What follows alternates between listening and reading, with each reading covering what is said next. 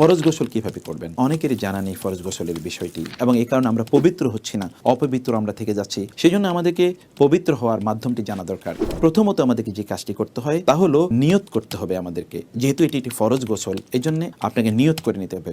অতঃপর আপনি বিসমিল্লাহ বলে আপনার দুহাত কবজি পর্যন্ত আপনি ধুয়ে নেবেন।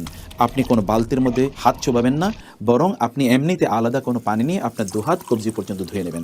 অতঃপর বাম হাত দিয়ে আপনার লজ্জাস্থান খুব ভালো করে আপনি সাবান দিয়ে ধুয়ে নেবেন, এবং যত জায়গায় অপবিত্রতা লেগে আছে সবগুলো জায়গায় ভালো করে ধুয়ে নেবেন। তারপর আপনি অজু করবেন, যে অজু আপনার করা দরকার সলাতের জন্য, এবং এই ক্ষেত্রে না এবং আপনার গলার ভিতরে পানি দেওয়া, অর্থাৎ আপনার কুলি করা, এই দুটো জিনিস আপনাকে নিশ্চিত করতে হবে। তারপর আপনি কোষ বন্দি করে 3বার পানি মাথায় দেবেন, এবং চুলের প্রতিটি গোড়ায় যেন পানি ঢুকে যায় এটি আপনি নিশ্চিত করবেন। তারপর 3বার পানি দেবেন আপনার ডান দিক থেকে, এবং আপনার বাম দিকে আপনার 3বার পানি দেবেন। এভাবে গোটা শরীরটি ধৌত করে সর্বশেষে আপনার পাটি আপনি ধুয়ে নেবেন। এর মাধ্যমে আপনার ফরজ গোসল সম্পাদিত হয়ে যাবে ইনশাআল্লাহ।